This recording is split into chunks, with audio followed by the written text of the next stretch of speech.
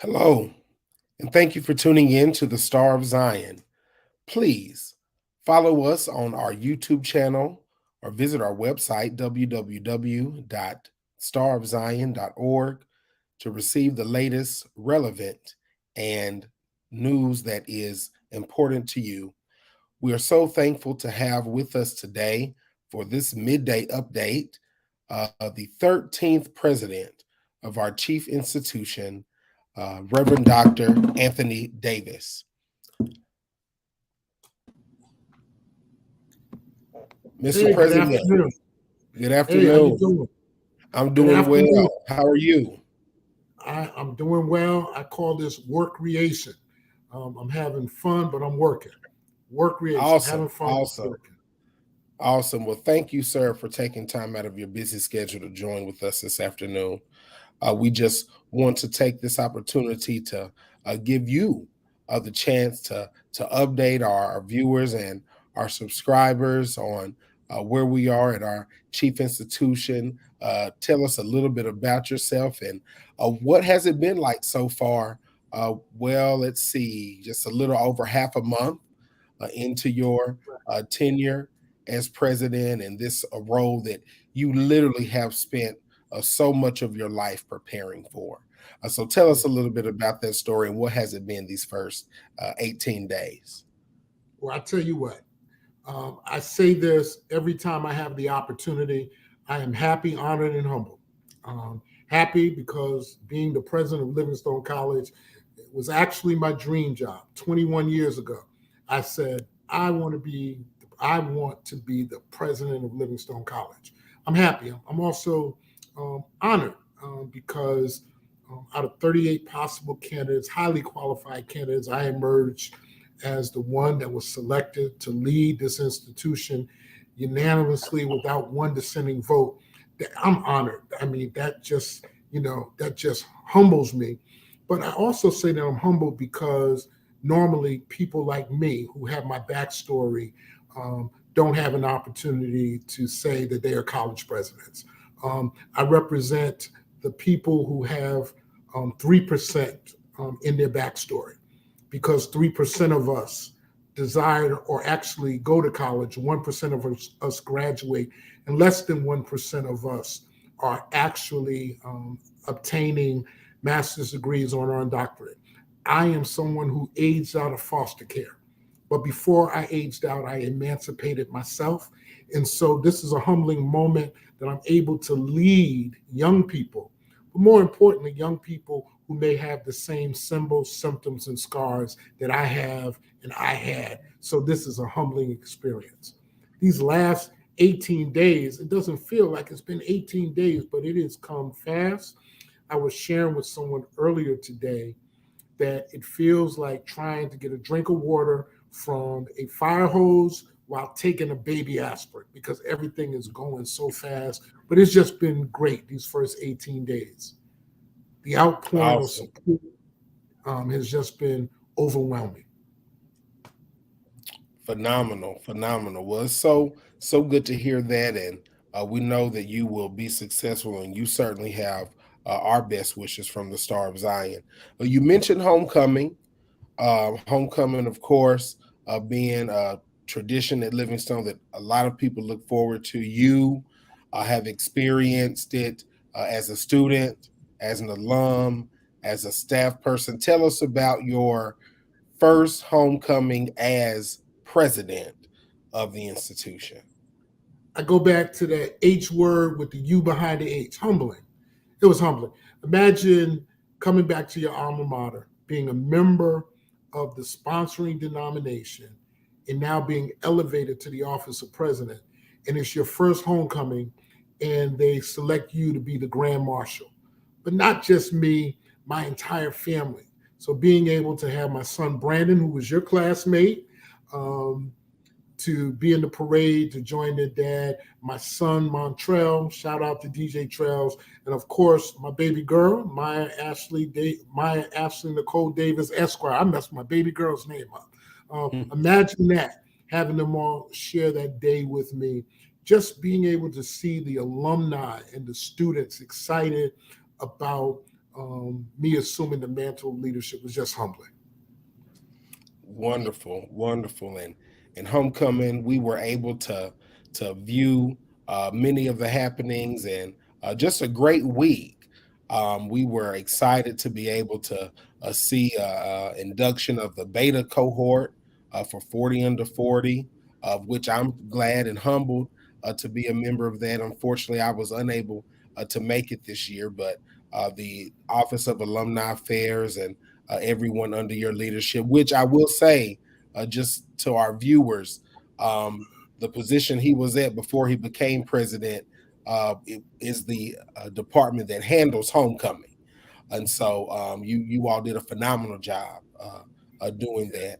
And we wanted to give you an opportunity to as the leader of the institution to just speak to what really happened. We're all aware of the incident that occurred on campus.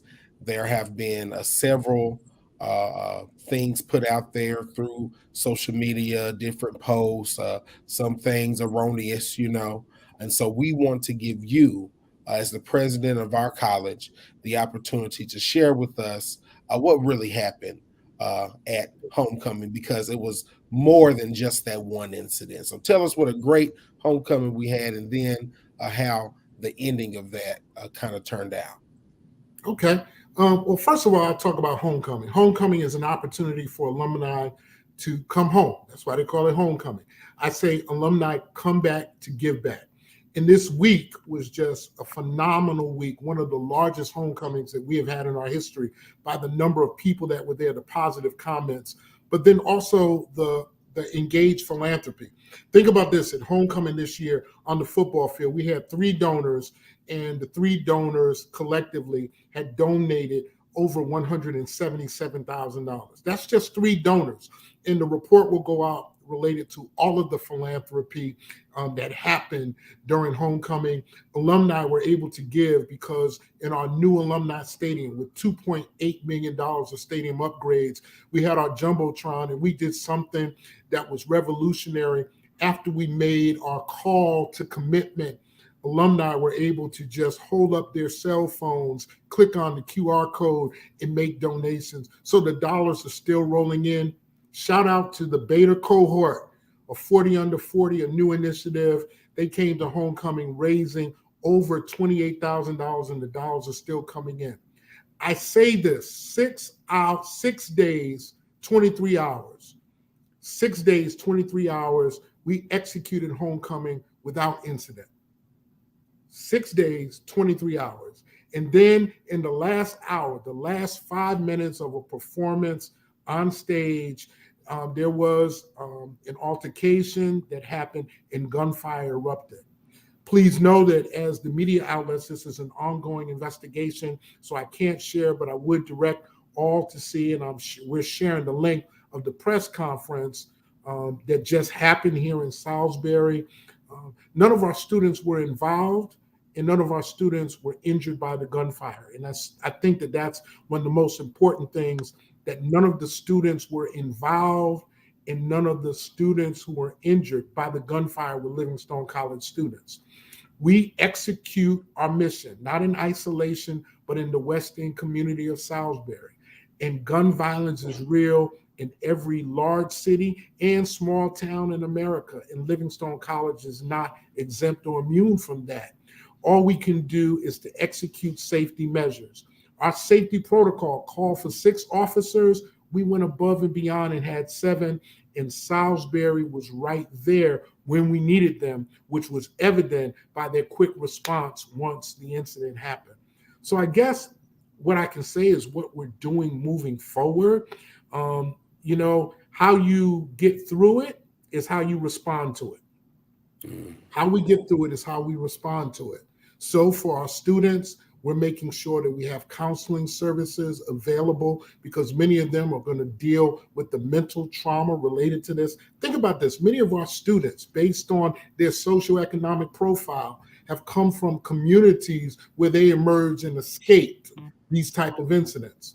But they come to college, and because someone who is really an invited guest, because our doors always hang on welcome hinges, came into our campus and committed an act of terror, because that's what it was. When you think about that, counseling services for our students, but also our alumni, this was not a rap concert as the media initially um, stated.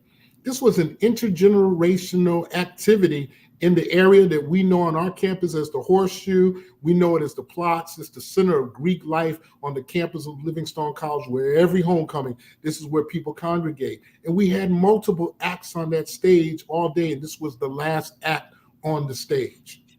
But yet, not only are we bringing in experts to help our students with mental health and our alumni, they can do that in person or virtually. Sam, one of the other things that we're doing as president, I want to make sure we get it right. We get through it by how we respond to it on Monday. I'm bringing in experts in collegiate public safety. I'm bringing in the vice president of public safety for Yale University. I'm bringing in the former president of the International Association of College Law Enforcement Officials to sit down with us, evaluate our security protocols to make sure that as we move forward as a campus doing good work, that we can do so safely and be able to still be that beacon of hope in this West End community. Some have suggested Livingstone College should lock its doors and just have a closed event. Well, if we do that, we would really be compromising our mission.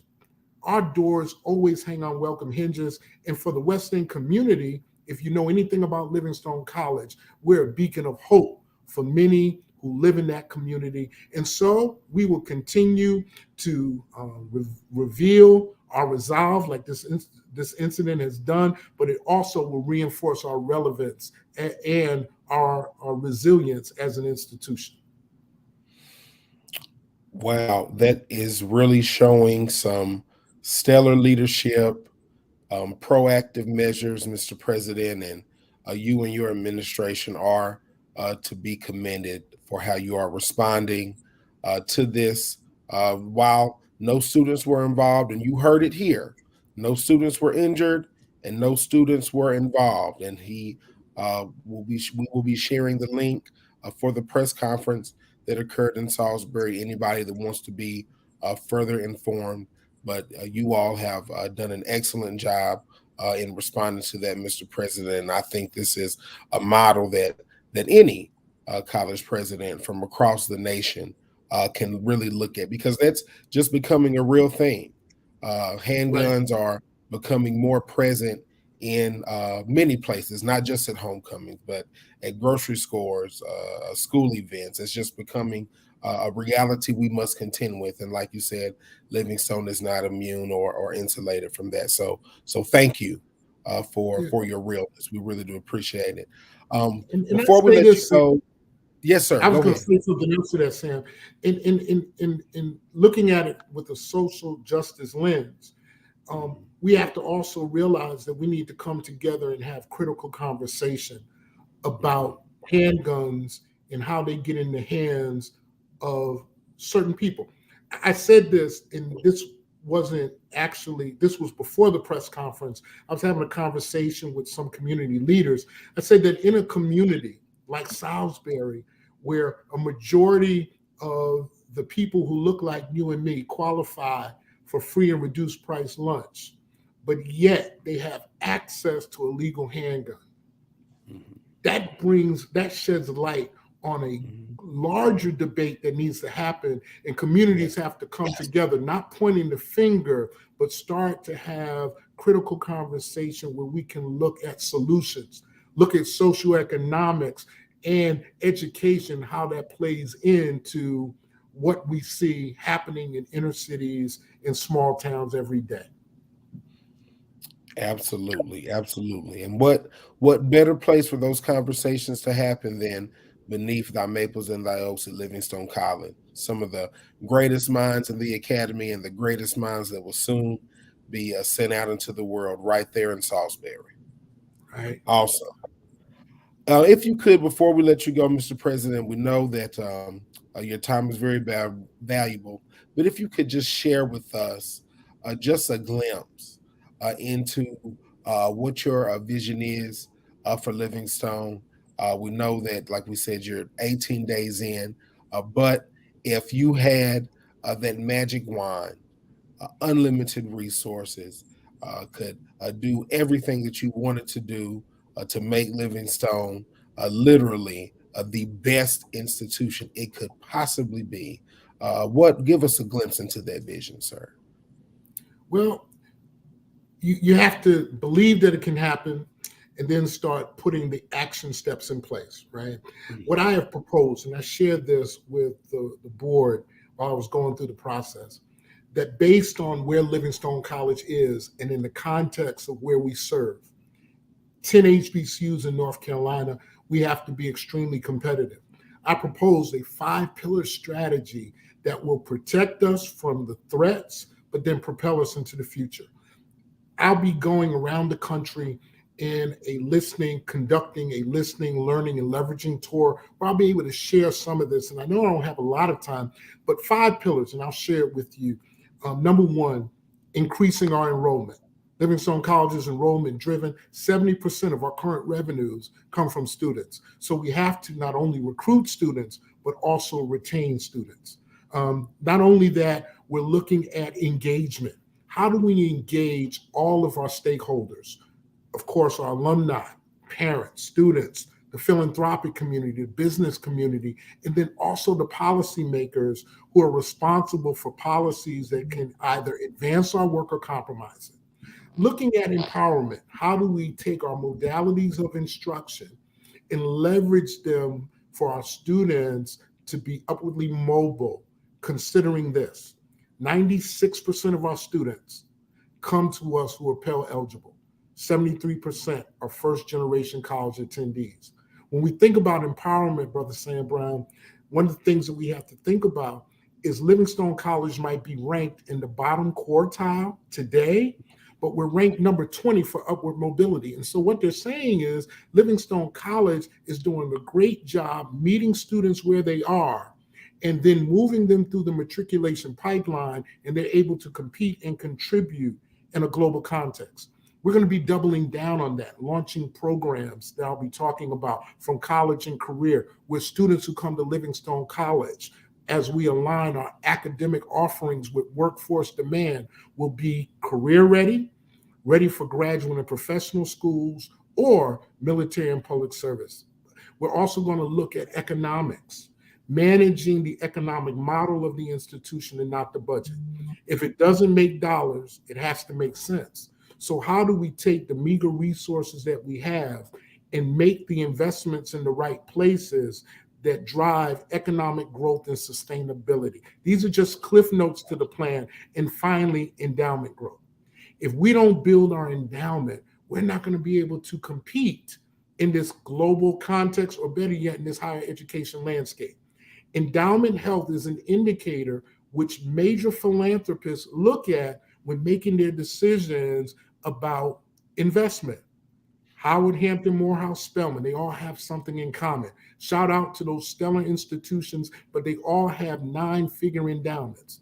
Livingstone College's endowment is about $6 million. We're going to have to spend some time building and growing endowment. And the only way you build and grow endowment is through gifts from individuals who are alumni and non-alumni friends. Corporations don't give to endowments. Foundations rarely give to endowments. So we're going to have to spend time investing or redirecting resources into our endowment while we engage the philanthropic and, better yet, our alumni and friends of the college.